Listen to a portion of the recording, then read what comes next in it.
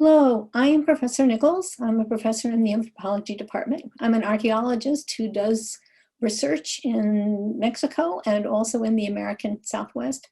And I'm here to talk to you about epidemics and the Spanish conquest of the Aztec and Inca empires. It was in the Americas that infectious diseases of the Old World, and by the Old World we refer to Eurasia and Africa, caused one of, if not the greatest loss of life ever recorded in human history. The sustained contact between Europeans, specifically Spain, and the Americas began in 1492 and was a world-changing moment in history. The legacy of the Spanish conquest of the Aztec and Inca empires continues to reverberate into the 21st century. Within a century of that encounter, it began in the late 1400s, there was upwards of a 70 to 90% reduction in the size of indigenous populations from the combined impacts of disease, war, famine, and colonialism. Understanding why these diseases had such an impact has preoccupied scholars for much of a generation. And from various kinds of intellectual approaches in the social sciences, as well as in biology and the humanities. I'm noting here some of the ones and ideas that you may have encountered in other courses. Alfred Crosby's, whose work in environmental history, the Columbian Exchange, looks at the role of geographic and environmental relations in the movement of goods, peoples, diseases, animals, and plants between the Americas and between Europe and the Americas. And he further expanded these ideas in a subsequent book called Ecological Imperialism. Many of these were popularized by Jared Diamond, who brought them to a kind of wider attention and broader audiences. But there have also been some critiques that feel that these approaches have not given and looked enough at also the impacts of colonialism and how that too intensified the effects of the spread of infectious disease. So what I'm going to do today is to give you some background pieces to all of this, help you conceptually and to understand what actually took place in the Americas. So to set the stage. First, for 99% of our history, of our species, people lived in small mobile groups or bands of related families of no more than an average of about 30 people. And contrary to popular stereotypes, foragers who live by hunting, gathering, fishing, and a combination are not always teetering on the edge of starvation. They devise very diverse strategies to exploit different resources at different times of the year. It's mobility and is one of their adaptations to shifting availability of resources. And it made it possible for hunting and gathering populations to occupy every continent and virtually all the world's environments except for Antarctica. This mode of adaptation is very diverse, but is generally characterized by relatively low population sizes and low population density. And hunting and gathering peoples have relatively limited infectious disease for that reason. There simply isn't a large enough host population to sustain an infectious disease. So infectious diseases don't really become really significant in human history until much later and much more recently. In a limited number of world regions, people independently after the end of the last ice age, beginning around 8000 BC, began to domesticate complexes of plants and animals. They did so in the Middle East, in sub-Saharan Africa, in North China, in parts of Southeast Asia, and in the Americas, in Mexico, and also in the Andean region of Peru along the Pacific coast. Bear in mind that of the thousands and thousands of plant and animal species, only a limited number of them have ever been domesticated and basically had their breeding controlled by humans. The dog is the earliest known domesticate. It's actually the only known domesticate from the Ice Age. Other important animal domesticates were typically included large herbivores for food and other products like wool, In the Middle East, sheep, goats, and cattle, horses in the Ukraine, camels in Africa. In the Americas, there simply were few domesticable herbivores. There simply weren't large herds of herbivores that were amenable to being domesticated. So the domesticated animals in Mexico were limited to the turkey, the Muscovy duck, and the dog. And in South America, there were camelids, llamas, and alpacas, as well as guinea pigs that were domesticated. So there's a significant, and what's going to come to play, an important contrast between the very limited number of domesticated animals in the Americas prior to contact and interaction with Europeans and Africans, and the more numerous and economically important domesticated animals in Eurasia. As people domesticated these plants spread into areas and were exchanged through trade and exchange, and this gives you a sense of the movement of many of these plants around and across continents. The agricultural revolution is often referred to as the Neolithic Revolution, is another term you may have heard for it. Agriculture can, in an absolute sense, support larger and denser human populations, but it comes at a cost. Agriculture becomes, and here I quote two scholars, Ron Bartlett and George L. Melagos, the primary trigger for the first emergence of acute human infections.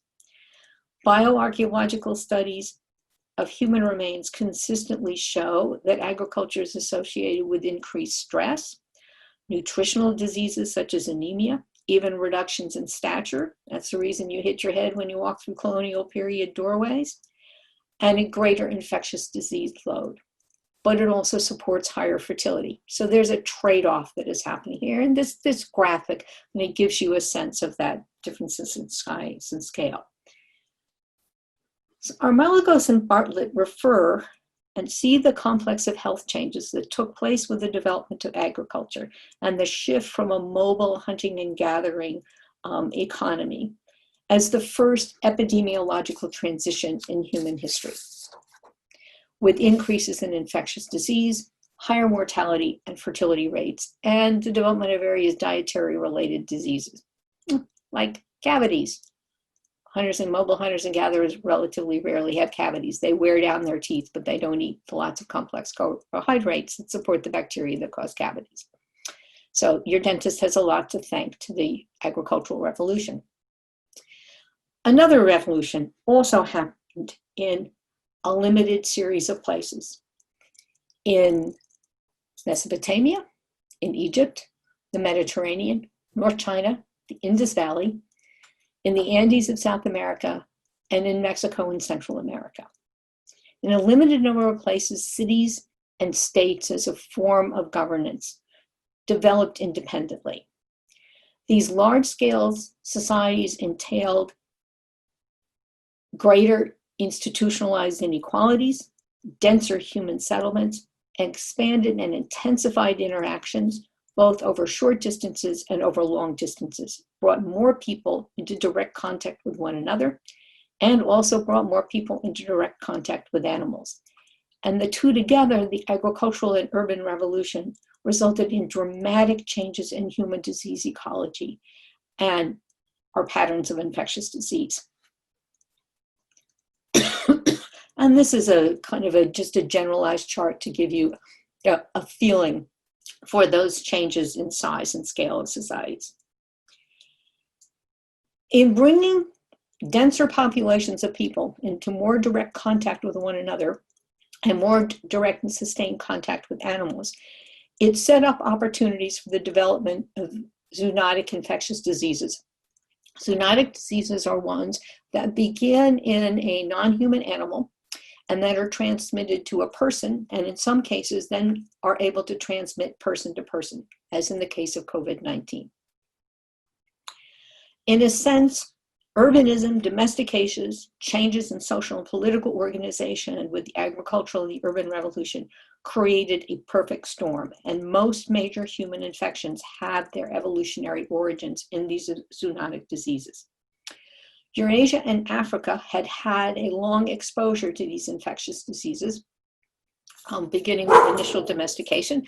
And with apologies, we have a dog. Some of you have probably met Sophie because she often comes to campus.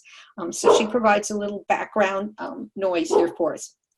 And just to give you an example of some of these infectious diseases, smallpox, which is related to cowpox, influenzas thrive in the guts of waterfowl birds that people have domesticated.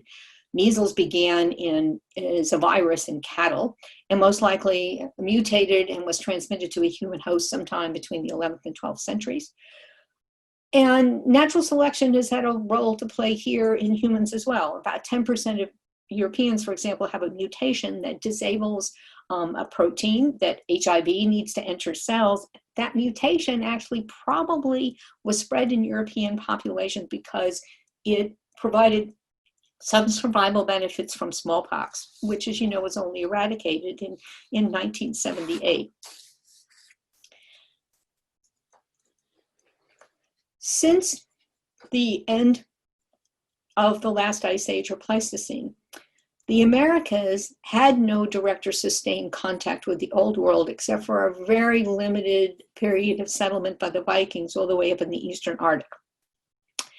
And because the Americas had fewer domesticated animals prior to interaction with Eurasians, there were fewer zoonotic diseases in the Americas than was the case in Eurages, where diseases had been transmitted across continents. So I'm going to turn this aside and take a look at human history here and look at Spain and the Aztecs and the Incas and lay the historical framework.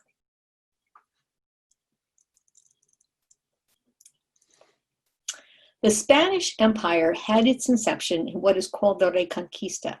This was the Christian reconquest of the Iberian Peninsula from the Moors. Moors were Muslims of North African descent whose Arab and Berber ancestors had conquered most of the Iberian Peninsula between 711 and 718 AD. Soon thereafter, Christian kingdoms began to challenge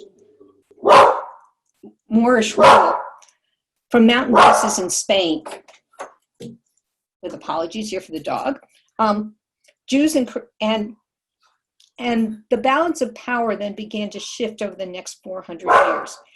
Until by 1250, there was only one remaining Moorish kingdom, and that was Granada. The rest of Iberia was controlled by Christian kingdoms.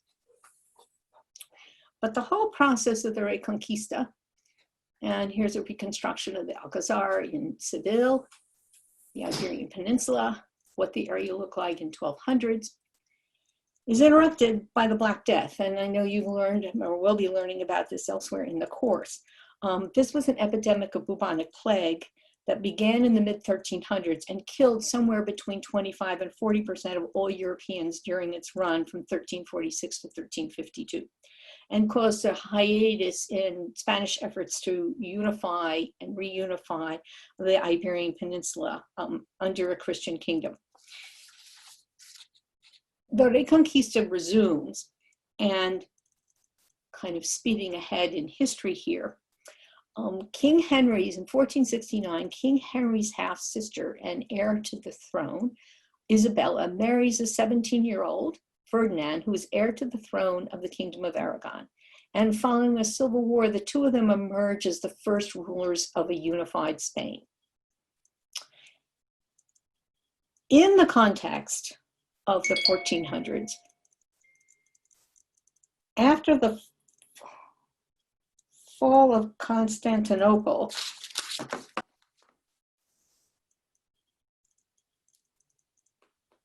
in 1453, the Ottoman Empire and Mongols control most of the trade with Asia. And Ferdinand and Isabella decide to sponsor Christopher Columbus, who's a Genoese merchant, to discover a westward trade route to Asia that would allow Spain to control the trade in silk and spices along with any lands that they discovered on the way. They were also interested in establishing this trade route for religious reasons and the religious crusade against Islam beyond Spain's borders. The Holy Lands had been under the control of the Ottoman Empire, and it was thought that by finding a westward route to Asia would allow Christian armies to kind of sneak up on the Turks and others and convert non-Christian peoples of Asia to expand the army of Christians, just retake the Holy Lands and defeat Muslims. So this expansion and beginning of explorations was driven both by changes in the political economy and looking for new sources of wealth, as well as for religious and ideological regions. Columbus and his men stumble on islands in the Caribbean, which is, many of you know, they mistook for the Indies initially, and therefore called the indigenous inhabitants Indians. And this begins in 1492, the sustained contact between Europe and the Americas, and marks the start of Spanish imperialism in the Americas.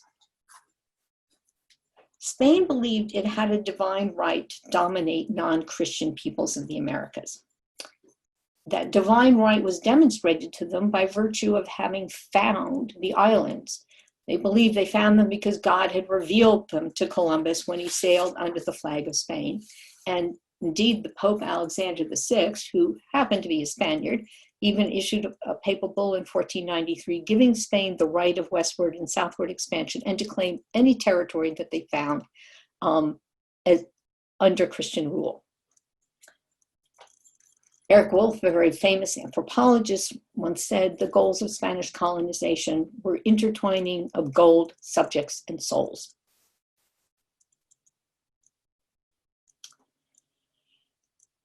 Spain then used the Caribbean islands as a base to begin to explore the mainland continents of Mexico and Central America. By the early 1500s, the limited amount of gold they found in the Caribbean was largely mined out, and the indigenous population had largely died out too, because of forced labor, brutality, and disease. And in fact, Spanish settlers had to begin to import slaves from Africa to sustain their ranching and agriculture, and thus begins the African slave trade to the Americas. The fourth voyage of Christopher Columbus in 1502 encountered Maya merchants in ocean-going canoes off the coast of Honduras. This began to really confirm for them that there were present on the mainland large societies that seemed to have significant wealth. And other Spaniards began to look to the mainland for sources of that wealth. Here's a map showing you the Caribbean islands, and Tenochtitlan, which is located on the map, is the capital of the Aztec Empire. In South America, they mark Machu Picchu, which was not the capital of the Inca Empire. We'll get to that later on. The capital of the Inca Empire was, in fact, the city of Cusco, located up in the highlands. But to give you, again, a sense of these two and the geography that's involved here. Okay. I'm going to start and talk a little bit about the Aztecs. Mexico and Central America had been home to large agrarian states and cities for several thousand years before the late 1400s. The Central Highlands in Mexico in particular had been a heartland in the world for some of the world's largest cities and states for over 2,000 years. It is home today, of course, to Mexico City, one of the biggest cities in the world.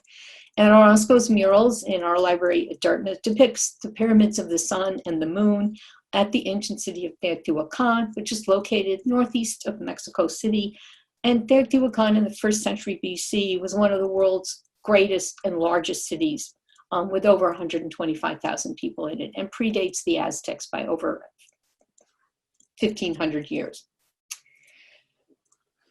The Aztec Empire is more appropriately called the Triple Alliance because it grew out of a military alliance between 3 city-states, the city-states of the city of Tenochtitlan, a smaller one called Tlacopan, and a third called Texcoco. They joined forces together after a period of a couple of hundred years of political fragmentation among city-states and kingdoms to try to defeat their major common enemy and gain control over the basin of Mexico. They succeed in defeating the city on the little inset map that's called Azcapotzalco in the early 1400s, and this begins the start of the Aztec Empire, or the Triple Alliance. The Aztec Empire is dominated by the Mexica, that's an ethnic group name, whose capital city was at Tenochtitlan. Texcoco was the other member of the alliance, and Tlacopan was kind of a minor player in this, but one that was strategic in terms of the military defeat of Azcapotzalco. Together, they politically unify the basin of Mexico. Mexico City today sits in a large interior mountain basin. And from there, they begin to embark on military conquests of kingdoms and confederations outside of the basin of Mexico. They extend control all the way down to the Gulf Coast. They extend control into the southern highlands of Mexico. They extend control onto the Pacific coast, and particularly the chocolate growing regions of the Pacific coast. And they were even beginning to embark on the diplomatic initial stages of conquest into the highlands of Guatemala at the time that they encountered the Spanish. By 1519, the Triple Alliance Empire governed an area of about 200,000 square kilometers, about the size of the states of New York and Philadelphia, Pennsylvania combined. The total population was somewhere between 6 to 8 million. Sometimes I see figures as high as 10 million. The basin of Mexico itself was the heartland. It has a series of lakes in the interior of the basin. It held a population of between 1 and 1/4 million people. The capital city was an island city of about 150,000 to 200,000 people. It was larger than any city in Spain that the Spanish conquistadors had ever seen, and larger than most of them in Europe. Altogether, the Aztec Empire brought under its control about 500 city-states and kingdoms that became semi-autonomous tax-paying subjects to the Triple Alliance and the Aztecs.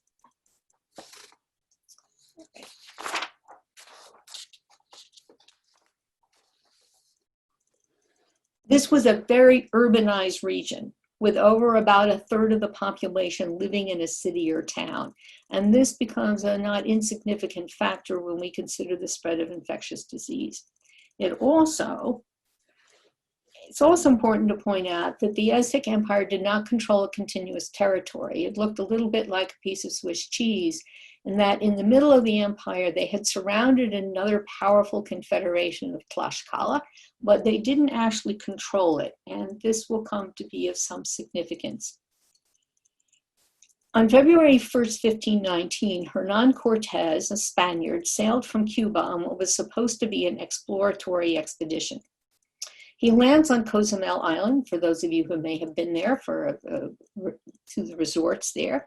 He picks up 2 shipwrecked sailors from previous exploratory expeditions, both of whom had learned the local Maya language, and one of them became a translator for Cortes. So he had a way of communicating. They engaged in various battles, lost some, won some, and were beginning to learn about at least the nature of the local polities. And they heard about this supposedly wealthy and powerful civilization in the highlands, in the central highlands of Mexico. Cortes on Easter Sunday in 1519 lands on the coast of Veracruz with an army of 508 soldiers. He beaches and destroys his ships because his sailors are beginning to rebel. Cortes really did not have permission from the governor of Cuba to establish a settlement, but he went ahead and did that anyway. And in order to prevent his sailors from fleeing back to Cuba, he burns their ships. He engages in various battles, he and his men, with some of the local lords. Again, wins some, loses some, and the local rulers had recently been conquered by the Aztecs and were chafing under being subjects and having to pay taxes. And Cortes sees this as an opportunity, and these local lords see Cortes as an opportunity to perhaps overthrow Aztec rule. He actually persuades them to kill the Aztec tax collectors, which is tantamount to declaring war on the Aztec Empire. So at that point, these local rulers threw in their lot with Cortes, and he the Tlaxcalans were this confederation that the Aztecs never defeated, and they form an alliance with Cortez. And they begin to march from the Gulf Coast to central Mexico with their ambition to enter the Aztec capital. The ruler of the Aztecs, Cortez is given 20 female slaves by one of the local lords on the Gulf Coast, including a woman who he named Mariano or La Malinche, who knew the language of the Aztecs and who also spoke the Maya language of one of the Spanish shipwrecks sailors. So the Cortez had an ability to then communicate directly with these indigenous rulers, and as well as to get information from them and along their march. Moctezuma allows them to enter. Cortez meets the Emperor Moctezuma, and he allows them to enter the imperial city of Tenochtitlan. They take Moctezuma hostage. This is a little bit like envisioning the premier of a foreign head of state coming to the White House and then taking the president of the United States hostage. Creates a lot of uproar in the administration of the Aztec Empire itself. I'm leaving a lot of details out here, but during a major ceremony that brought a lot of lords in from surrounding areas, the Spanish panic, and a battle begins within the enclosed precinct. Moctezuma is killed. Another ruler is put in place, and he actually dies of smallpox. And the Mexica army is able to drive the Aztecs and their allies out of Tenochtitlan, and this is referred to as a holiday called the Noche Triste. They escape and go down to the Tlaxcala area to regroup and consider their next steps. At the same time, the governor of Cuba was suspicious as to what Cortez was up to. He sends another expeditionary force to go bring Cortez back to Cuba. They land on the Gulf Coast. Cortez persuades them to join his expedition because he can be made very wealthy, and he tells them about all the wealth in Tenochtitlan, which also gives him new arms. One of the men on this second expeditionary force from Cuba has smallpox. And from May to October in 1520, smallpox begins to quickly spread from the Gulf Coast into central Mexico. And then beyond that to areas west and south, really ahead of even the arrival of the Spanish themselves. And presumably by sea merchants, it's introduced into South America. With thousands of indigenous allies and their leader and their warriors, the Spanish begin to lay siege to the city of Tenochtitlan, and it takes them nearly 2 months. They blockade the city, cut off its water supply. At this point, smallpox is also beginning to spread within the city, and the Spanish and their allies are able to defeat the Mexica, take the capital city of Tenochtitlan, and in a sense put themselves as the head of the Aztec Empire. Now, we turn our attention and take a look, and from there the Spanish begin conquests and movement further to the north and further to areas to the south. And of course, in these interactions and in these wars, they're also spreading, smallpox is spreading even in advance of them and intensifying. In South America, the Inca, whose heartland is in the highlands of Peru, in the modern city of Cusco, formed the largest empire in the pre-Hispanic Americas. It had been preceded by earlier expansionist states, so it too was in a history of large states in this region, emerged out of a period of political fragmentation and then consolidation that begins around AD 1200. The Inca in the Cusco area are able to consolidate control over the Cusco Basin, and similar to the Aztec Empire, they expand very rapidly. So both of these empires are less than 100 years old when they encounter the Spanish. The Incas refer to their empire as Tawantinsuyu. And here you can see they control a continuous territory all the way up from just the very southern part of Colombia, all the way down through and into Chile and into Argentina, and had a population of maybe 10 million people, a territory of 150,000 square miles. And it was the largest state that ever developed in the pre-Hispanic Americas. It was more centralized in its imperial infrastructure than the Aztecs, partly because it had to govern such a very large territory and a large expanse of relatively rural areas in the highlands. In 1523, the Spanish have their first contact with South America that takes place in Bolivia by a shipwrecked sailor. The Inca Empire dies from smallpox in 1523. And a civil war breaks out, a fight of succession between two of his sons because he did not designate a successor before he died. And the Spanish arrive in the middle of this civil war in the Aztec Empire.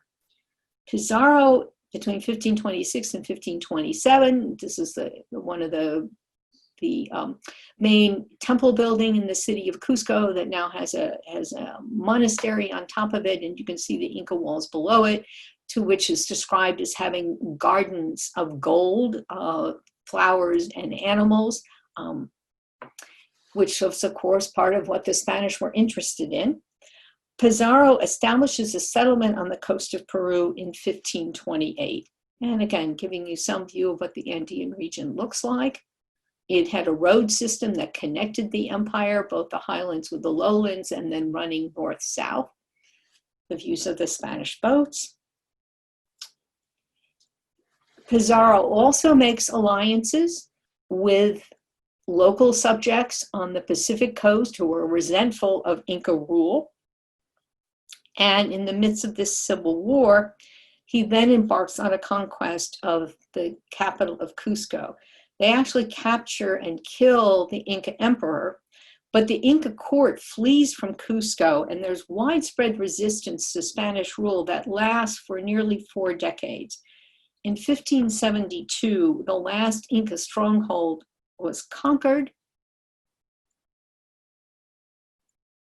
and the last Inca emperor, Tupac Amaru, was captured and executed by the Spanish.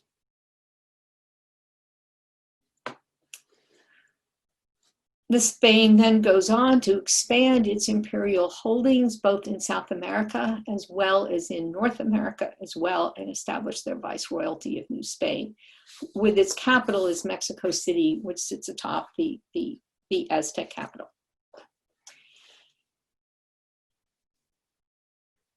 Epidemic disease is spreading in both continents.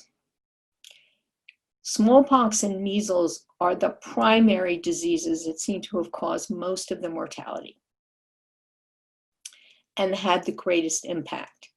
These are often referred to as virgin soil epidemics because the indigenous populations had never encountered them before and had no prior exposure. So there was no one with either acquired immunity, no natural selection that perhaps favored some traits in some individuals. And I think we can't understand Spanish colonialism without understanding the role of these diseases. Smallpox, we know, has been found in Egyptian mummies as far back as the 3rd millennium BC, and it was present in India and China. It spreads with the Arab expansion into Spain in the 7th century. The Crusaders bring it back to Europe in the 11th century, and in the 15th century, Portuguese merchants transmitted to West Africa. So populations in Eurasia had been exposed to this for several centuries. It's fatal in about 1/3 of the cases. Another 1/3 of those afflicted may develop blindness. Measles is also quite easily transmitted, where it's an endemic, most people will get it in as a childhood, so there will be some adults who have acquired immunity. It causes its greatest mortality in children under age 3. In addition to measles and smallpox, there were other zoonotic diseases introduced by the Spanish, including plague, typhus, Yellow fever, a little less clear as one. Tuberculosis seems to have developed independently but with different strains in both the Americas and in Eurasia. And the tuberculosis that's introduced by Europeans is a bovine form of tuberculosis. So what takes place is not just one, but waves of epidemics. The first begins in 1520. And here are some quotes from some indigenous sources. The plague lasted for 70 days, striking everywhere in the city and killing vast numbers of our people. Sores erupted on our faces, our breasts, our bellies. We were covered with agonizing sores from head to foot. A Franciscan monk who accompanied Cortez wrote, as the Indians did not know the remedy of the disease, they died in heaps like bed bugs. In many places, it happened that everyone in a house died, and as it was impossible to bury the great number of dead, they pulled down the houses over them so that their homes became their tombs. There is another epidemic in 1531 that's either smallpox or measles. Another in 1532, another in 1538, but the most severest of all took place between 1545 and 1576. One source speaks of a death rate in some places of upwards of 60 to 90%. It's most likely from smallpox, but it may be intermixed with also epidemics of measles, mumps, and typhus. So in 1519, the year of the arrival of the Spaniards, it's estimated that the population of Mexico was between 15 and 30 million inhabitants. By 1600, the population of Mexico had declined to 2 million people. The basin of Mexico, which had had 1 million or 1.25 million people, had 100,000 population and would not have 1 million people living in the Mexico City area again until the early 20th century. The mortality from these diseases was intensified by war, gathering large armies together. They would hold mass baptisms and gather thousands of Indians in one place, by famines, by enforced labor, and a myriad of consequences of colonialism clearly intensified the impact of these diseases. We have less good documentation for the Andes, but this gives you efforts to estimate. One of the problems is that we don't have good census data until actually really even 100 or 200 years after the Spanish arrived. So you have to try to figure out what the level of mortality was. But all the patterns, and they'll refer to high counters and low counters. But the consensus is that we're looking at mortality rates within 100 years of about a 70 to 90% reduction. And again, dependent a little bit urban areas, rural areas. And the epidemics in Spain, the first begins in 1523, prior to the actual arrival of the conquest, when we think about 30 to 50% of the population is lost. There's a measles outbreak. Again, several subsequent epidemics between 1585 and 1591. Measles and smallpox apparently spread together, causing about a 30 to 60% decline. So the same pattern you see in the Andes collectively within a century, there's about a 93% reduction from the pre-contact population. Mexico reaches its nadir in the, let me see here in this slide, in probably about 1620, is that in the 1600s, mid-1600s, the population is at its lowest point, and then gradually begins to increase, but the epidemics don't completely come under control until into the 20th century. The combined effects of industrialization, controlling the infectious disease, public health measures, leads to Mexico's population beginning to grow, and especially grow in the 20th century.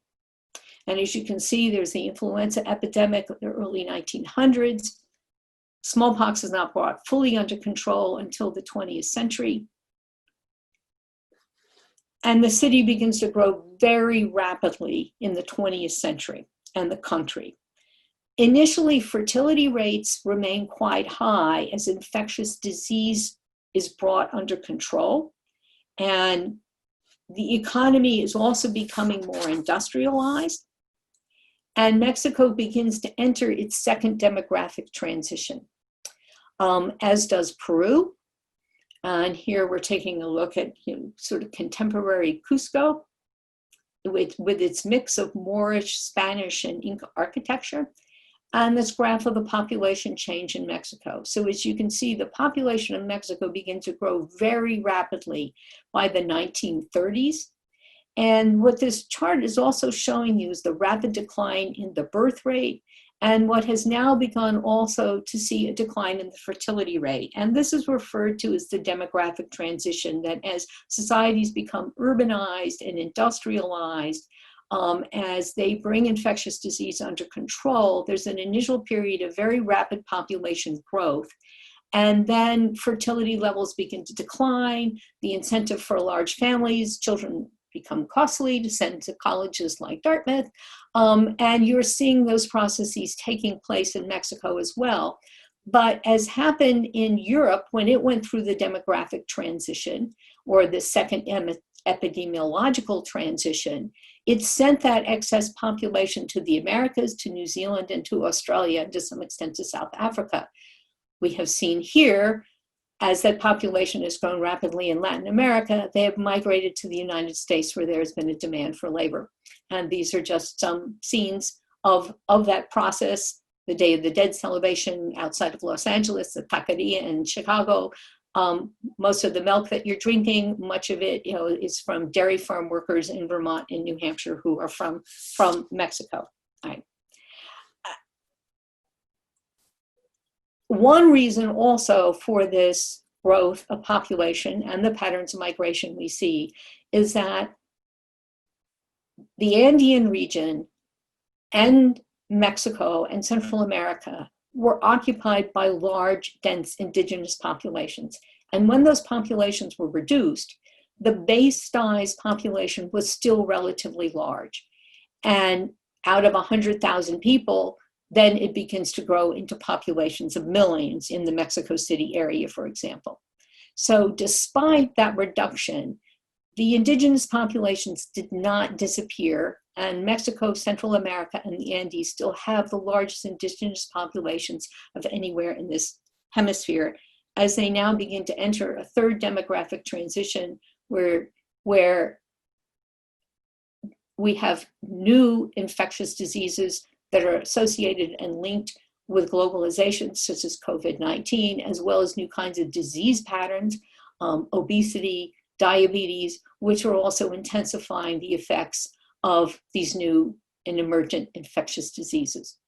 But I want to leave you with not an impression, I want to leave you with the idea that a great tragedy took place and a great dying took place in the Americas, and that has shaped the history of the Americas. Spanish colonialism would not have persisted for as long as it did had those populations not been reduced to the size that they were, but those populations did and have grown back and have become part of the Latinization of the Americas.